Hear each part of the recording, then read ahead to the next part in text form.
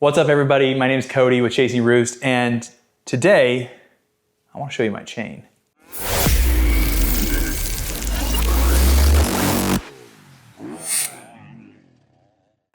Shame to admit it a little bit, but in full honesty, full transparency, I let this chain go way too long. This thing's about to go, so I think one more race I might have a catastrophic failure here.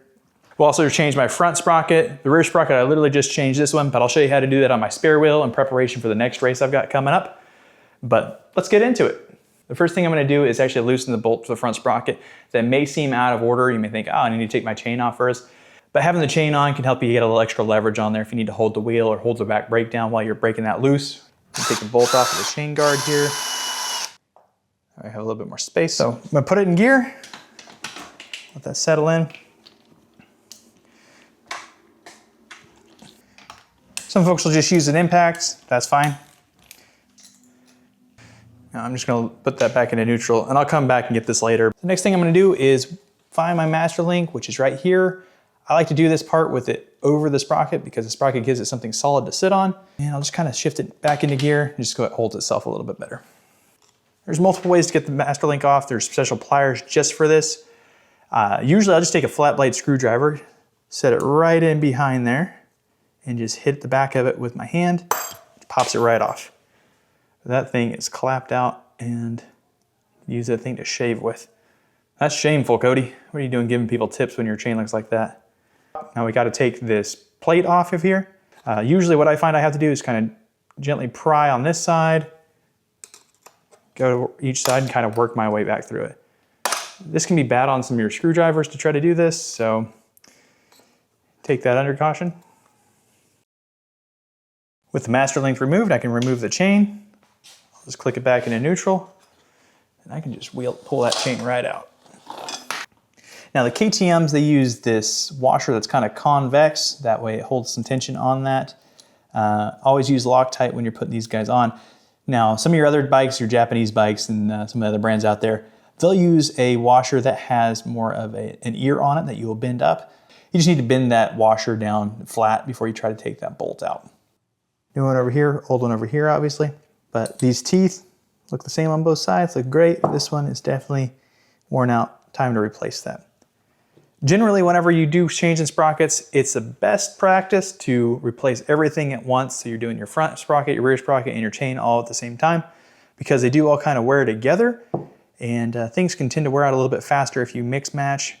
However, I know that's not always the case. Something may not wear out as fast as something else, or you may be running different components. Like for example, I'm running a couple different sprockets throughout the season, so I just kind of replace stuff as they need it, ideally. Obviously this one a little bit too long. A little bit of crash damage probably caused some of that wear too. Fresh sprocket, put that back on. Now's a good time to inspect if there's any kind of damage to your countershaft seal. You would really note that by if you're having lots of buildup, oily buildup back here. I don't really see anything, it's a little bit dirty, but not bad just because you can't really access this during normal washing. So just spray that down and give it a quick wipe down. You're always going to use Loctite whenever you're dealing with these sprocket bolts, whether it's this front one for your countershaft or your rear. But something you do want to do is make sure that you kind of clean out the old Loctite before you put new stuff on there, just so everything's kind of working as it should. So I can just take some Scotch-Brite pad, get in there and clean that out a little bit before I put that new stuff in there. Can't speak for all brands, but I do know on this KTMs and these Austrian bikes, the step on the sprocket goes towards the back for spacing. Put a dab of Loctite on there. Now when you're putting this on, particularly on these KTM ones, the nature of this washer towards the inside, you do want to make sure that it stays lined up with the bolt whenever you're putting it on, that it's not offset or eccentric. The thing acts like a spring, so you want to make sure that it's centered up, seated how it should be. There is a torque spec on this one, which we will look up and we will torque it to that spec. Screw engine sprocket M10, 60 Newton meters. Go ahead and try to tighten that down to 60 Newton meters. If it doesn't torque, that's whenever I would wait till I have the chain on. I just didn't want to forget it. That would be really bad. got the DID, this says Pro Street on it, but it's really was applicable. It's a 520 chain. It's an X-ring, same chain that I had it on last time. A sucker for a gold chain, so that's what I'm replacing it with. Gold chain. Beautiful steak, all wrapped up. So I just want to lay these two chains out on the floor just so you can kind of see the difference in the arc of these guys.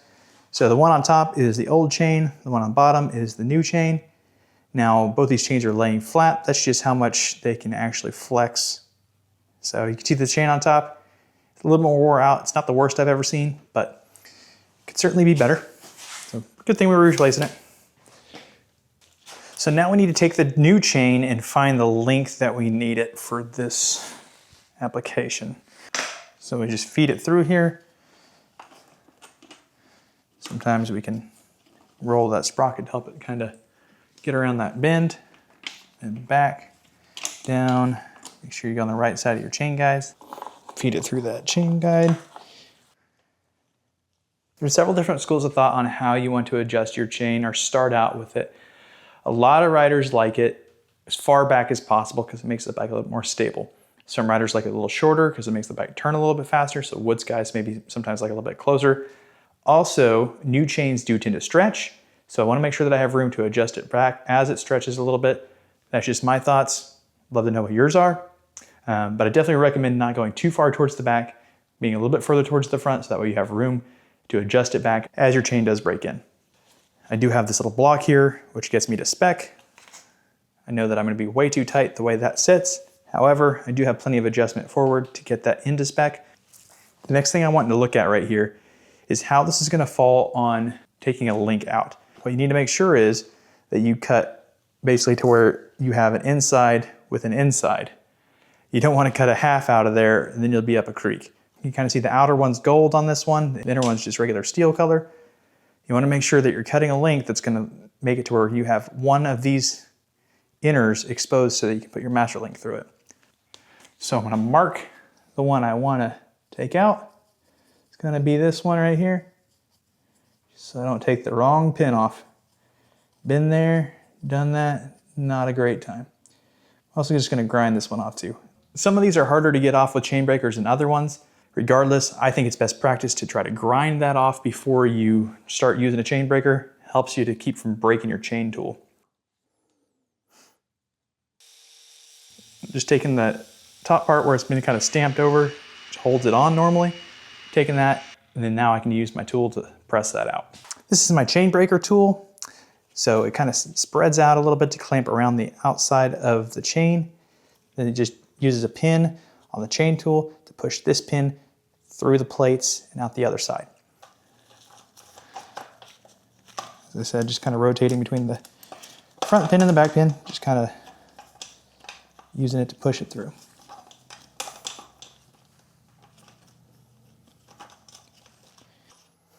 All right.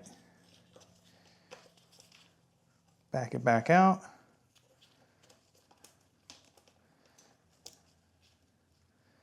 Everything came loose. It's an O-ring type chain like this one. You have some extra O-rings. Probably a good idea to hold on to those in case you drop one. Speaking from experience. But this guy's razor sharp. This guy looks pretty good and new. And if you see how it's kind of twisted here, that is actually on purpose. That little twist kind of helps it to spring itself into place. Hold a little bit of tension there so it holds itself into place. This is the new master link here. This is the old master link itself. You can see the crown on this old one is actually worn down pretty significantly. That's pretty substantial. If that gets worn off completely, well, this guy, the clip has nothing to hold on to. So that something that you might want to check on your own bikes. Make sure you're not doing that kind of damage on your stuff. With your O-rings and your X-rings, you do want to kind of prep your master link before you put it on. An O-ring chain, if you don't already know what that is, it just has these O-rings that go around the pin and helps to seal off that chain. So kind of helps keep some of that gunk out of your rollers and stuff like that. So they tend to last a little bit longer. They do, however, usually have more drag than a standard chain or just a regular roller chain as they would call it. So you see this more on the off-road bikes, a little bit less on your moto bikes. I like running them just because the chains tend to last a little bit longer, but There's some folks out there with some different opinions. That's fine. I like the O-rings. This is an X-ring chain, which is ultimately very similar to an O-ring chain. Really pretty much is an O-ring chain. The difference is, and it's gonna be really hard to tell in the video, but if you can see here, there's grooves on this ring. And if you were to cut a cross section out of this, it would look kind of like an X. But the grooves on the chain kind of help to hold the a better seal against the rollers and the chain and all that stuff, and hold on to the lube a little bit better than a standard O-ring chain would. So kind of the next step in evolution of an O-ring chain is an X-ring chain, in case you were wondering what the difference is there. So as for prepping this, we do want to lube it up as we're installing it. So we'll just put our O-ring or X-ring, whatever you want to call it, right down here. Throw some lube on there, put some lube on that. Probably go a little bit overboard, but that's okay. Take that, we'll install that. We'll install that from the back side. Push that through to the front. Throw a little bit more lube on these pins. So we'll throw these O-rings on here. Something that we have to pay attention to, especially on these O-ring and X-ring type chains, really it's the same thing for all of them. It's just a little bit more difficult in these type of chains because there's a little bit more of a process to it. There's a channel or cutout, whatever you want to call it, at the end of this pin. That's what your clip goes into to hold the master link on. You need to make sure that all this gets compressed when you put this plate on here. You see that it doesn't want to compress, so you'll have to work that on there. It can be kind of difficult sometimes. You need to work that on there, make sure that you have all of that channel exposed so that way you can get the clip on there without messing up your clip. If your clip doesn't go into those channels, it's not going to hold. Channel locks, or slip joint pliers, technically, and working that back and forth. So I'm just pushing from the middle, I'll move it back towards the back side, and I'll push back here. I'm just kind of working my way all the way up and down this chain, trying to get that to seat.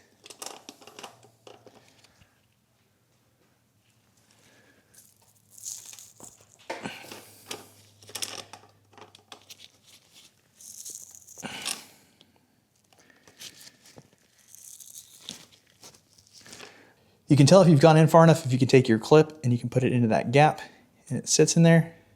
So in this case, we're looking good. Now it's time to put the clip on. So you want to make sure that you put the clip on this direction so that if anything hits it, it knocks the clip onto the chain instead of off of the chain. So if it's going this way and the chain spins this direction and it hits something, it comes off. So we'll get it kind of started. We'll take these two teeth right here and just kind of get it into that valley. Help kind of get it into position. Take some pliers, snap it on into place. Now you want to make sure that right here that there's no gap. So if it's spread apart, that means it's not seated in there properly.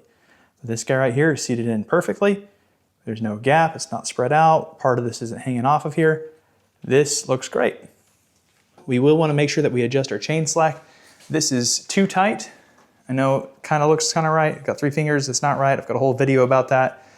This is 68, this is what my spec is supposed to be, so this theoretically should fit underneath that chain. It doesn't, so I need to bring the axle forward to compensate for that.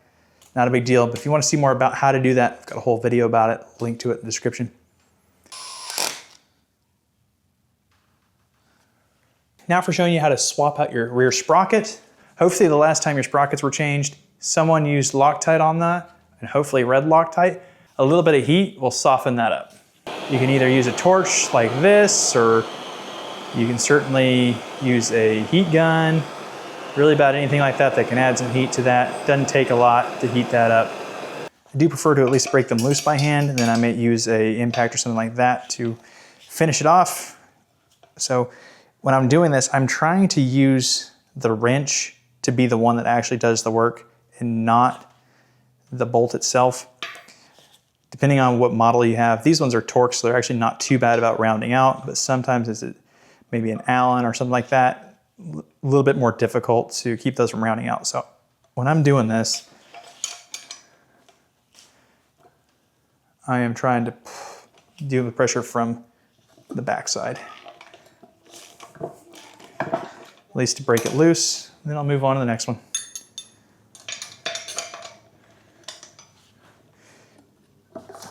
Also, be aware of your knuckles. Working around the sprockets like that, you slip. Pretty easy to bust a knuckle doing that. So,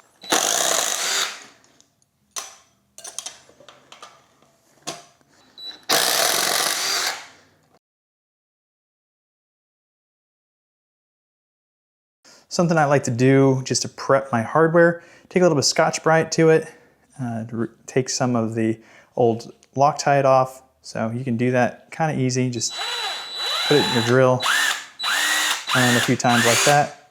Cleans it off pretty good. All right, now for putting the thread locker on, we'll put a dab of it up here. And also, I'll put a dab of it right here where the head of the bolt rests. I don't know how necessary that is. That's just the way I was taught. And if Red told you to do something, you did it. So Red, that one's for you. Thanks, buddy. Hope it means something. You didn't just tell me that for no reason. Now I'll go around and I'll just kind of use the impact to just kind of start them. Saves me a little bit of effort. Just kind of holding the nut from the backside, getting it started until it starts to stop. All right. Now I'll go in and I'll seat these. I'll just use the impact for this as well just to get it started. I'm not going to just zip it in there and run it. I will actually try to torque these down. So I'm going to try to use a cross pattern on this so it kind of goes down evenly. Not putting a ton of pressure on there doing this. This torques to 35 Newton meters. Now I realized that this is not the ideal way to torque it. You would want to be actually torquing the nut. This is torquing the actual bolts, so it doesn't really work as well. And maybe that's what part of putting a little bit of thread locker on the head of that bolt, so it helps it to kind of glide along that while it's working, because actually it turns. So that's maybe part of it. Not really sure. But we're gonna get the best we can with this. If you had crow's foot or something like that, you could essentially kind of torque it from the bottom, but because the spokes are in the way, it does make it quite difficult.